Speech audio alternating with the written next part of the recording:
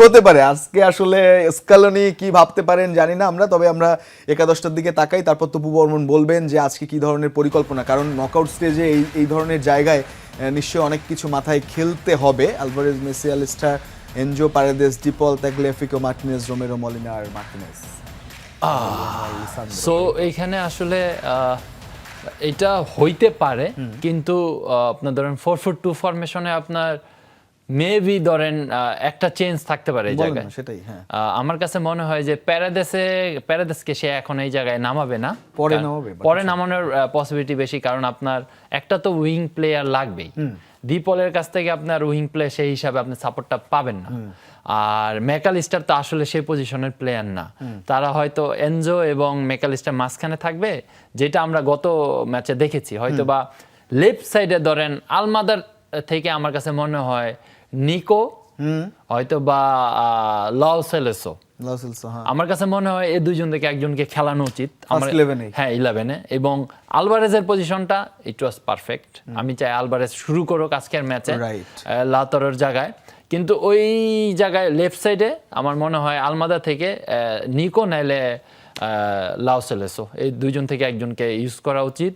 এবং আপনার ডিপল তো খেলবেই, একজন মানে হার্ডওয়ার্কিং, এবং এই তিনজন ঠিক আছে। প্যারাদেস আসলে যদি তাকে খেলাইতে হয় তাহলে চেঞ্জিং, কিন্তু মলিনা, টেকলোফিকা আসলে মেদিনার কি অবস্থা, কি সিচুয়েশনে আছে সেটার উপরে আসলে ডিপেন্ড করে। যদি সে ফিট না থাকে তাহলে টেকলোফিকাকে খেলাতে সম্ভবত ঝামেলা আছে। আর লিসান্দ্রো আর রোমেরো তো 100% খেলবে।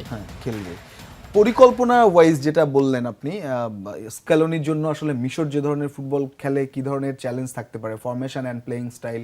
না, আপনি যদি মিশরের দুইটা প্লেয়ার থেকে বলে, এক হলো মোহাম্মদ সালাহ, এক হলো মামুস, যারা কিনা আসলে ইংলিশ প্রিমিয়ার লিগে খেলে। মামুস ম্যান সিটিতে অনেক ভালো খেলে, যখনই সুযোগ পায় গোল করার অ্যাবিলিটি তার অনেক ভালো।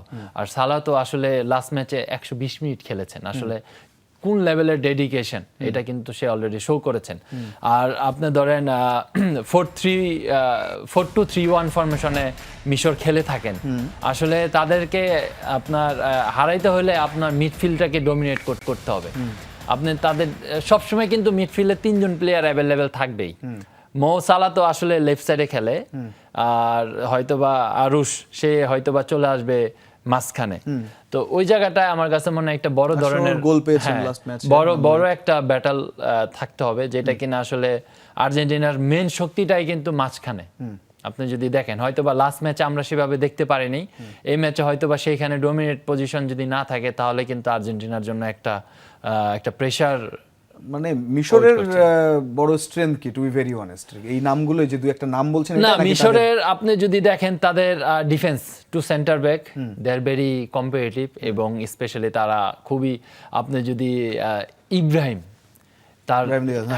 তার যদি খেলা দেখেন আপনি, স্পেশালি লেফট সেন্টার ব্যাক, সে কিন্তু খুবই ভালো খেলেছে লাস্ট ম্যাচে, ঠিক আছে, এগেইনস্ট অস্ট্রেলিয়া।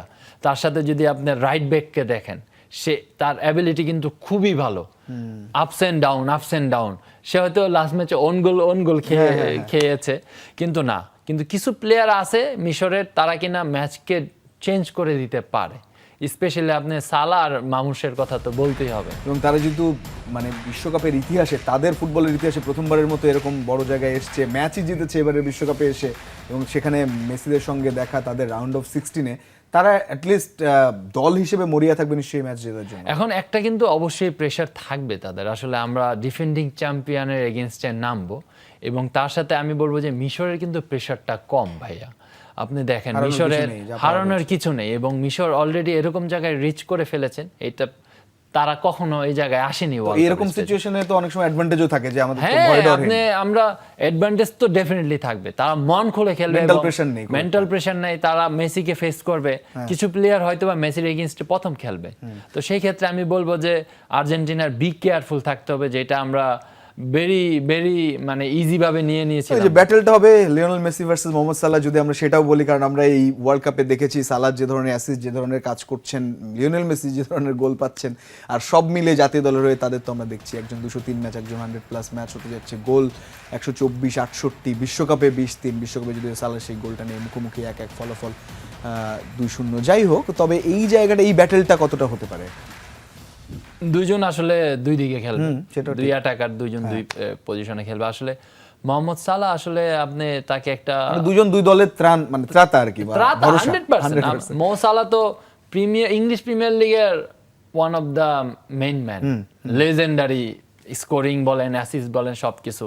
ওয়ার্ল্ড ফুটবলে তার একটা ভালো পরিচিত আছে, এবং সেই ক্ষেত্রে মেসি তো আসলে মেসির জায়গা থেকে মেসি সর্বোচ্চ দিয়ে চেষ্টা করবে, এবং মেসি বোঝে আসলে কোন ম্যাচে কোন সময় তাকে স্টেপ আপ করতে হবে। আমরা প্রতি ম্যাচেই দেখেছি আসলে মেসির এফোর্ট, মেসির অ্যাসিস্ট, মেসির গোল, কিন্তু সেই ক্ষেত্রে মোহাম্মদ সালাহও কিন্তু কম না। হয়তোবা তারা আসলে বেশি ম্যাচ কিন্তু ওয়ার্ল্ড কাপে খেলতে পারে নাই। মেসি যেরকম ধরেন আপনার অলরেডি 30টা ম্যাচ খেলে ফেলেছে, আপনি যদি মোহাম্মদ সালাহর ম্যাচ দেখেন অনেক কম সেই তুলনায়।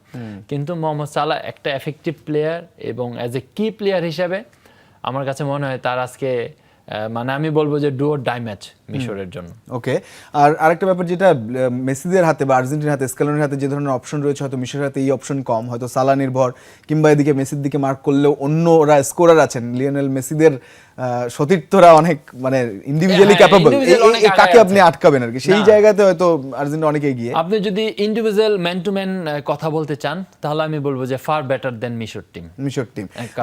আমরা একটু যদি স্কেলনি ছোট্ট করে একটা কোট শুনি, তিনি বলছেন যে এই ওয়ার্ল্ড কাপে আসলে ফেভারিট বলে কিছু নেই এখন যে পজিশনে, মানে যে কেউ যে কোনো কিছু ঘটাতে না।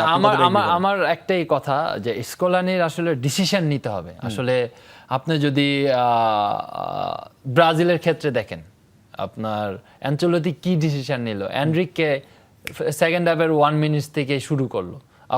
আপনার হাতে যদি সেমনের মতো অপশন আছে, নিকো পাজের মতো অপশন আছে, আপনার যদি নিকোর মতো অপশন আছে, আপনার লাও সেলেসের মতো অপশন আছে, তাদেরকে ইউজ করা। ইন বিটুইন গেমসে অনেক ডিসিশন সেটা ম্যাটার করবে।